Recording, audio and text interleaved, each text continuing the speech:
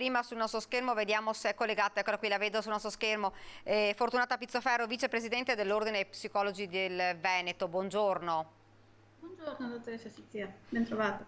Buongiorno, buongiorno a lei. Senta, si torna a parlare di un fenomeno perché lo vediamo ogni giorno, ci sono notizie che riguardano giovanissimi, ieri insomma un po' un'escalation di reati che coinvolgono proprio i giovanissimi, ieri abbiamo visto insomma gruppetti di ragazzini dai 16 ai 18 anni che hanno derubato una coetanea, oppure altri giovanissimi che hanno insomma circondato un altro ragazzo e lo hanno picchiato per strappargli una collanina. Insomma, fatti che preoccupano, ma non solo nel trevigiano, perché ci spostiamo nel padovano e lo stesso non si possono definire baby gang, perché non si vuole definirli baby gang, perché sono comunque bande di ragazzini che insomma commettono dei reati veri e propri, anche ai danni, l'abbiamo visto, anche ai danni di commercianti, ai danni di ristoratori.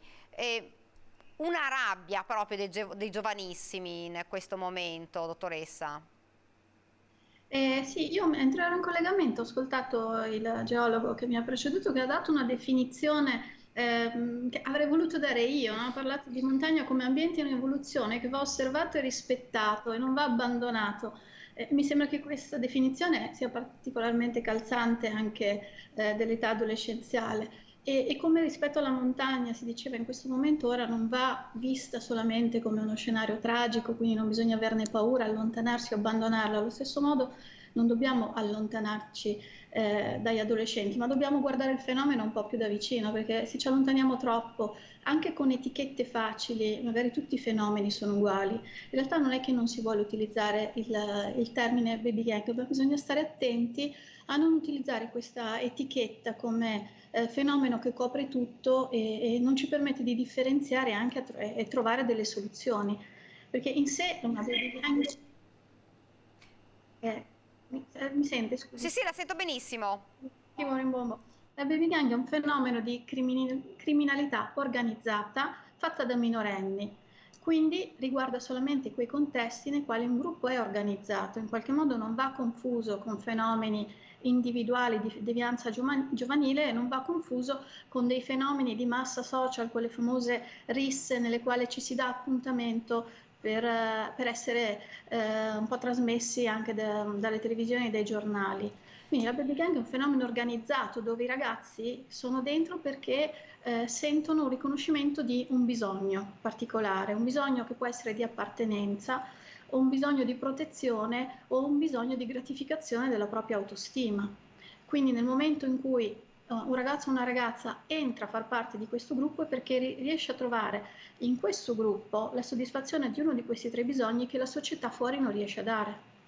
Ecco, dottoressa, si sta studiando un po' questo fenomeno che, insomma, di cui si sente parlare sempre più spesso, soprattutto dopo i 2 anni di pandemia, di questi ragazzini che si mettono insieme in gruppetti e commettono questi reati che sono veri e propri reati penali insomma, e preoccupano davvero perché come mai c'è stata questa, insomma, questa escalation di violenza fra giovanissimi? Guardi, quando ieri sono stata contattata dalla sua redazione appunto per commentare questi fatti, mi sono stati riferiti 2 o 3 articoli di giornale per approfondire, per esempio c'è il fatto dell'aggressione in un bar di Vigonza. Io sono andata a cercare in internet a proposito di questo fatto e ne ho trovati due. Proprio fotocopia, aggressione in un bar a Vigonza, uno di 7 giorni fa e uno di 10 anni fa. Quindi questo per dire che da una parte non c'è una vera escalation se non nella percezione a volte, non sono dei fatti che accadono più frequentemente, tutto sta anche a come si raccontano i fatti, quindi c'è in questo momento non tanto un'escalation di baby gang, è giusto dire che noi non abbiamo un problema di baby gang, forse abbiamo un problema diffuso di frustrazione accumulata che poi impulsivamente si tramuta all'esterno in aggressività. questo non solo nei ragazzini, ma succede anche negli adulti. In fin dei conti, in questi 2 anni di proteste, di gruppi organizzati verso un eccesso di limiti, un eccesso di regole, l'abbiamo visto trasversalmente in tutta la società.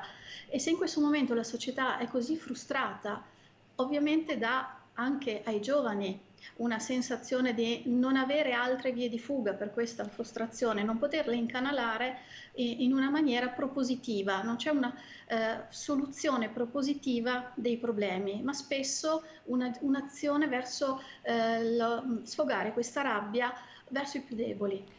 Ecco, lei diceva sì, di Vigonza, ma ne possiamo avere anche altri fatti, anche di recente, ne abbiamo parlato oggi.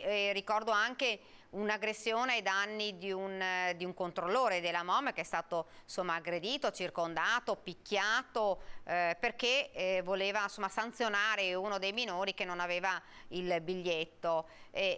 Come si può incanalare questa rabbia di questi giovani? Cosa si può fare per cercare di riportare un po' questi giovani sui giusti binari? Come dicevo prima, nel momento in cui si cerca in un gruppo deviante la soddisfazione a 3 tipi di bisogni, come quello dell'appartenenza, della protezione e dell'autostima, dobbiamo domandarci se noi come società stiamo dando a questi giovani uomini e giovani donne una risposta a questi bisogni. Per esempio il bisogno di appartenenza, in che modo li rendiamo protagonisti di questa società?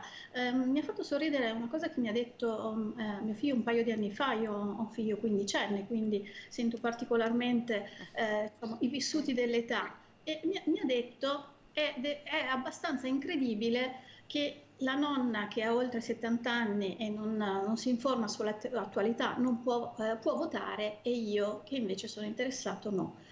Quindi dobbiamo domandarci in che modo stiamo trattando questi adolescenti che in altre parti del mondo, per esempio, a 16 anni hanno il diritto di prendere la patente, hanno il diritto di sposarsi, e noi invece li trattiamo a volte come bambini quando li etichettiamo appunto come baby gang, come se fossero dei bambini, e a volte come dei adulti molto precoci. Nel momento per esempio in cui ad un bambino viene concessa l'autorizzazione ad avere un profilo social, un profilo che comunque deve poter fare anche mentendo sull'età. Quindi da una parte c'è una spinta a diventare adulti prima del tempo, e in altri contesti c'è l'idea che siano ancora dei bambini. Quindi c'è un po' non riuscire a collocare questi adolescenti che non sono né adulti e non sono bambini, ma è venuto forse il momento di cominciare ad occuparci di questi adolescenti, ad ascoltarli e di creare degli spazi, un'identità adatta a loro, e non semplicemente cercare di arginare dei fenomeni nel momento in cui le consideriamo delle emergenze. Quindi secondo lei c'è un cambiamento a livello di società, ma anche all'interno delle famiglie però? All'interno della famiglia, che è una micro società e che si allarga a tutta la società. Anche la scuola è una società, anche i comuni e anche la regione è una società, quindi tutti assieme dobbiamo interrogarci su che bisogno di appartenenza, che bisogno di protezione e che senso di futuro stiamo dando a queste giovani generazioni nel momento in cui guardano noi come esempio. E se l'esempio che vedono è di una società che non riesce a costruire degli spazi adatti a loro. Faccio un esempio: in questo momento stiamo particolarmente attenzionando un decreto regionale che prevederebbe che i bambini dai 13 anni di età, nel momento di espressione del disagio, vadano in psichiatria e quindi non in un servizio adatto ad un'età così delicata. Nel momento in cui vedono che gli adulti parlano di futuro solo in termini di lavoro che viene a mancare, di guerra, di siccità, laddove non ci sono delle azioni per prevenire questa deriva rispetto al loro futuro, in che modo loro potranno sentirsi protetti e quindi agire come dei cittadini che hanno voglia di partecipare e non di distruggere?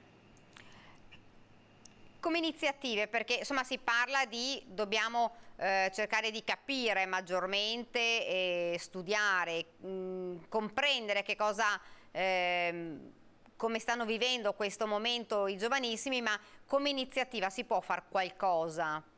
Certo, ascoltare, osservare e anche costruire. appunto costruire degli spazi d'ascolto, che per esempio nelle scuole il tema del disagio giovanile, del disagio psicologico, in che modo viene trattato stabilmente, quindi non con dei programmi che annualmente devono cercare dei fondi. In che modo stiamo trattando il problema degli spazi di aggregazione per i giovani? Nel periodo di Covid alcuni spazi di aggregazione come le discoteche sono stati visti solo in termini negativi di posti di diffusione del contagio e c'è sempre più un'idea che alcuni spazi vadano chiusi, vadano contenuti, ma qual è l'alternativa? In quale luogo i giovani possono ritrovarsi anche per costruire delle opinioni, per poterle scambiare, per poter far parte della società e anche in famiglia.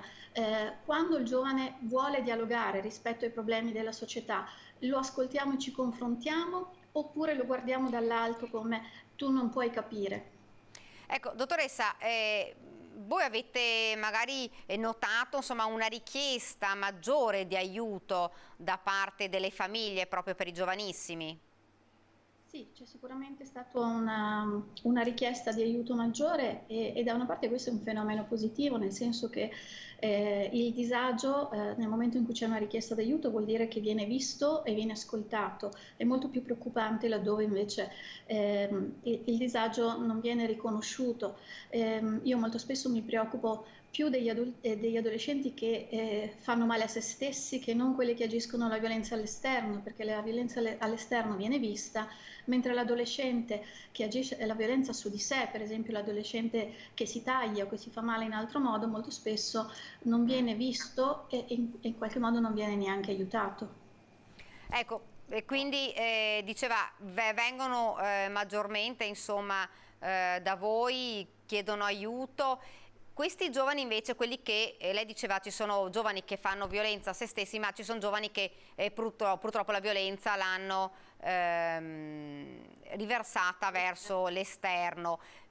Questi giovani che fanno un po', possiamo definirli un po' bulletti, magari anche poco a volte, perché insomma aggredire, picchiare con calci e pugni un altro coetaneo è più di essere bulletti, possono essere riportati in un binario giusto?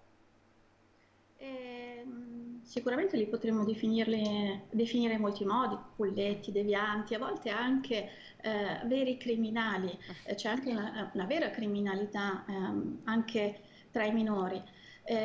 Sicuramente in questi fenomeni molto meglio prevenire piuttosto che arginare dopo.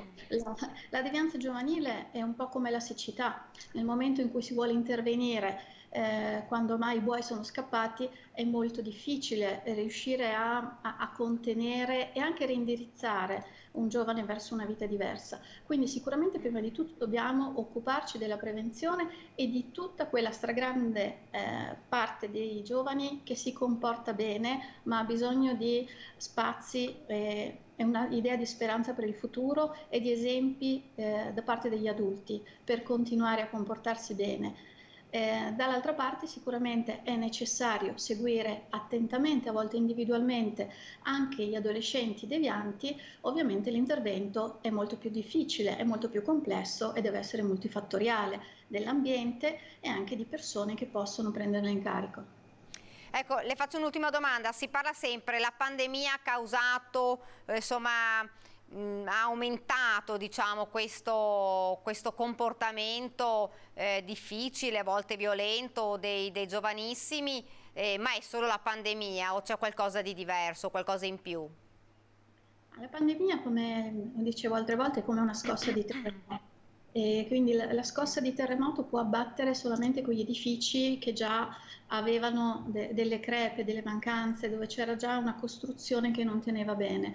Quindi la pandemia non ha fatto altro che far emergere le difficoltà di una fascia di popolazione che comunque covava già delle fragilità e che in questo momento sono in qualche modo esplose. Come vede questo futuro difficile sotto tanti aspetti, non solo per i giovani, un po' per tutti, però insomma chi preoccupano perché poi sono il nostro futuro, sono proprio loro, i ragazzi.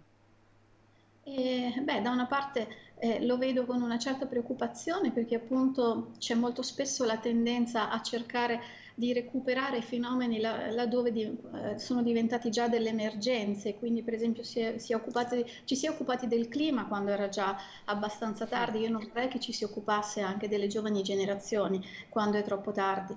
Dall'altra parte la storia ci insegna che ci sono state sempre delle evoluzioni e delle crisi evolutive nella storia, ci sono stati dei periodi più difficili anche di guerre mondiali, ma dalle quali poi comunque c'è stato in ogni caso un futuro e c'è stata in ogni caso una ricostruzione, quindi anche se ora è un periodo particolarmente difficile nel quale continuano a susseguirsi eventi di cronaca che ci fanno sentire affaticati, dobbiamo pensare che l'umanità ne ha superate di peggio e anche adesso troveremo le risorse per andare avanti.